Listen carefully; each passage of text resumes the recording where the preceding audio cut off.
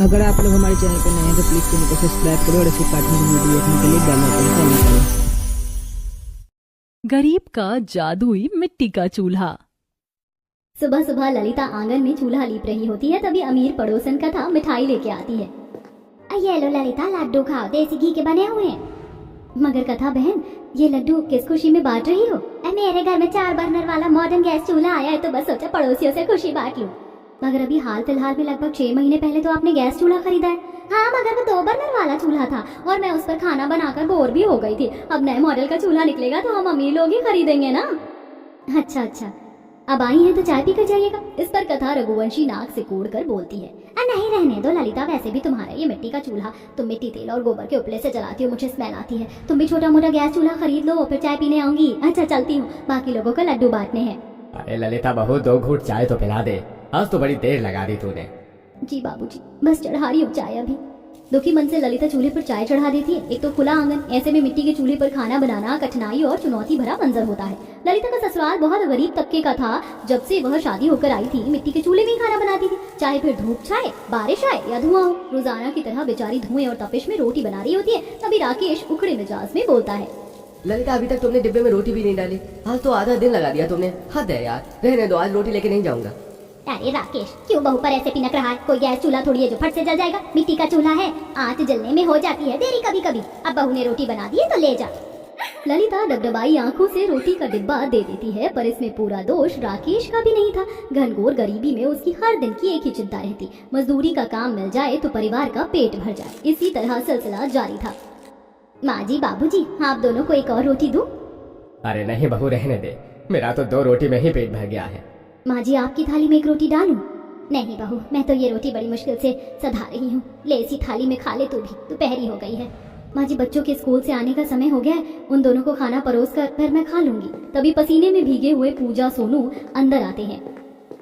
आगे मेरे प्यारे बच्चों, जल्दी से हाथ मुंह धो लो, मैं खाना परोसती हूँ। पहले बताओ खाने में क्या बनाया है? रोटी और आलू की भुजिया बनाई है बच्चों। रोटी भुजिया सुनते ही सोनू मुंह फुलाकर खाने से मना कर देता है। मुझको नहीं खाना आपकी सड़ी हुई रोटी भुजिया, आप ही खा लेना। हाँ, मुझको भी आलू की भुजिया रोटी नहीं खानी है। मगर बच्चों, तुम दोनों को तो आलू की भुजिया रोटी पसंद है। पसंद है, लेकिन माँ तुम डेली डेली आलू की भुजिया और सूखी रोटी और सारे दाल चावल के सिवा कभी कुछ अच्छा क्यों नहीं बनाती हो?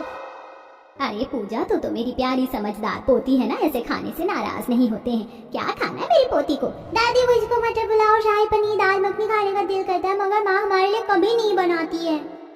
बच्चे, तुम्हें पता है ना, तुम्हारे पिताजी बड़ी मुश्किल से हमारा पेट भरवाते हैं। हम इतने अमीर नहीं हैं जो मटर पनीर जैसी महंगी सब्जी हमारे घर में बने। तो फिर हमारे लिए हलवा पूरी बनवा दो ना दादी। सोनू जैसे ही दबदबाई आंखों से हलवा पूरी खाने की इच्छा जताता है, गरीब रेवती, हरि प्रसाद और ललिता का दिल पिघल जाता है। बहू जा, थोड़ा 2-4 कचौड़ी और हलवा बनाकर दे दे, दोनों बच्चों का दिल रह जाएगा। जी माँ जी। ललिता कड़ी धूप में आंगन में आकर हलवा पूरी बनाने में जुट जाती है। भगवान, इस मिट्टी के चूल्हे पर पकवान बनाना राई के पहाड़ बनाने जितना कठिन है। शुक्र है भगवान का हलवा तो तैयार हो गया, जल्दी से पूरी छान लेती हूँ। ललिता पूरी तलने लगती, तभी एकदम से मिट्टी का चूल्हा टूट जाता है, तेल से भरी कढ़ाई पलट जाती है। तभी सास रेवती दौड़ कर आती है। अरे बहू, तू ठीक तो है? तेल का छींटा तो नहीं पड़ा? नहीं माँ जी, मैं ठीक हूँ, मगर चूल्हा टूट गया, अब खाना किस पर बनेगा? कोई बात नहीं बहू, नया चूल्हा बना लेंगे। बड़ी अनहोनी होने से टल गई, केवल चूल्हा टूटा है। हाँ जी, दोनों बच्चों के खाने लायक हलवा पूरी बन गई है, मैं परोस देती हूँ, फिर जंगल चली जाऊंगी, मिट्टी भी लेकर आना और ईंधन के लिए लकड़ियाँ भी। ललिता हलवा पूरी की थाली सजाकर जैसे ही जाने लगती है, उसकी नजर पड़ोसन के दरवाजे पर जाती है, जहाँ एक बड़ी गरीब कुबड़ी कोढ़ी बुढ़िया खाना मांग रही थी। बेटिया, भगवान के लिए 2 रोटी खिला दो, बहुत भूखी हूँ, भगवान तुमको बरकत दे। हे भगवान, ये बुढ़िया कितनी ढीठ है, मेरे घर में तुझको खिलाने के लिए कुछ नहीं है, चल भाग भाग यहाँ से। कथा उस बुढ़िया को दुत्कारते हुए धक्का मार देती है, जिससे उसके कोढ़ के फोड़े छिल जाते हैं। तभी ललिता आकर उठाती है। अम्मा, आप ठीक तो है ना? आपके घाव से तो खून बह रहा है, आप मेरे घर चलिए। अरे ओ ललिता, इस बुढ़िया के शरीर पर कोई आम घाव नहीं बल्कि कोढ़ है, ये बीमारी फैलती है। अरे मत छू इसे, वरना तू भी ग्रस्त हो जाएगी। ललिता कथा की एक बात नहीं सुनती और तरस खाकर उस बुढ़िया को अपने घर लाती है और उसके घावों पर मलहम लगाती है। वहीं दोनों बच्चे अपना खाना उसे परोस देते हैं। ये लो दादी अम्मा, आप ये हलवा पूरी खा लो। भूख से बेहाल बुढ़िया झट से पूरी हलवा खा लेती और दोनों बच्चे टुकुर टुकुर देख रहे थे। ललिता ने रोते हुए कहा, बच्चों, अब तो घर में खाने को कुछ भी नहीं और चूल्हा भी टूट गया, आज खाना नहीं बन पाएगा। कोई नहीं माँ, हम भूखे रह लेंगे। उनकी बात सुनकर बूढ़ी अम्मा अपनी पोटली में से मिट्टी निकाल कर देती है। सुनो बेटी, मेरे पास उस खाने का मोल चुकाने के लिए और कुछ नहीं, केवल ये मिट्टी है। तुम इससे चूल्हा बना लेना, ये चूल्हा फिर कभी नहीं टूटेगा। मैं चलती हूँ। बुढ़िया ललिता को मिट्टी देकर चली जाती है। ललिता उस मिट्टी से चूल्हा तैयार करती। जैसे जैसे मिट्टी सूखती है, चूल्हा खरे सोने की तरह चमचमाने लगता है। तभी रेवती टोकती है, ललिता बहू, ये चूल्हा कौन सी अनोखी मिट्टी से बनाया है? देख, कुंदन की तरह चमक रहा है। खैर, अब खाना चढ़ा दे, राकेश भी लौटने वाला होगा। जी माँ जी। जैसे ही ललिता चूल्हे पर भगोना चढ़ाती है, बर्तन लबालब लजीज शाही पनीर से भर जाता है, जिससे पूरा का पूरा गरीब परिवार अचंभा करने लगता है। आयला माँ, ये चूल्हा तो दिन के चिराग की तरह जादू करता है। बहू, ये कैसा चमत्कार था?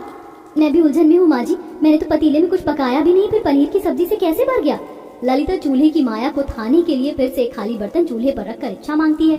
मैं चाहती हूँ कि अभी के अभी इस बर्तन में शाही टुकड़ा मिठाई आ जाए। जादुई चूल्हा अपना चमत्कार दिखाता है और देखते ही देखते बर्तन स्वादिष्ट शाही टुकड़े से भर जाता है। सबकी आंखों में खुशियों की चमक छाई थी। इसका मतलब माँ जी, वो अम्मा भगवान का भेजा हुआ दूत थी जो हमारी परीक्षाएं लेने आई थी। देर ही सही बहू, ऊपर वाले की बरकत हमारे परिवार पर हुई है, तभी तो इस जादुई चूल्हे से हमें नवाजा है। बारी बारी से पूरा गरीब परिवार अपनी पसंद का खाना मांगता है। ए जादुई चूल्हे, मुझको मालपुआ और राज कचौड़ी खाना है। ससुर तरसते हुए जैसे ख्वाहिश जाहिर करता है। पूरा घर जादुई चूल्हे की सुनहरी रोशनी से प्रकाशमान होता और ढेर सारे मालपुए पकवान आ जाते हैं। कुछ देर बाद राकेश जब घर लौटता है तो उसे इस बारे में पता चलता है तो वह भी खुशी से फूला नहीं समाता है। ऐ मेरे जादुई चूल्हे, मुझ गरीब गृहिणी की सूनी रसोई को अनाज के भंडार से भर दो, ताकि आज के बाद मेरी रसोई में कोई कमी घटी ना रहे। तभी चूल्हे में से एक आनंद भरी आवाज आती है, जो हुक्म मेरे आका, भर जाए चावल, भर जाए आटा, आ जाए दाल, हो जाओ माला माल। देखते ही देखते ललिता की गरीब टूटी फूटी रसोई का नक्शा बदल जाता है। अनाज किस्म किस्म की दाल सब्जी भरपूरी से भर जाती है। ललिता, आज के बाद तुम्हारी रसोई के अन्न के खते सदा भरे होंगे। कोई कभी घटी तुम्हारे डेरे के निकट नहीं आएगी। मेरा इस्तेमाल कर और बदल लो अपनी तकदीर। अंत में ललिता सूझबूझ के साथ जादुई चूल्हे का सदुपयोग करती है और होटल खोल लेती है, जहाँ तरह तरह के खाना और व्यंजन खाने के लिए लोगों की भीड़ जुटने लगती है, खास करके उसके चूल्हे की रोटी खाने के लिए। शहर से अच्छे खासे संपत्ति वाले भी मीलों का सफर तय करके आते। इस तरह ललिता अपने परिवार के गरीबी दुख कष्ट को दूर करके एक सफल गृहिणी के तौर पर मिसाल कायम करती है।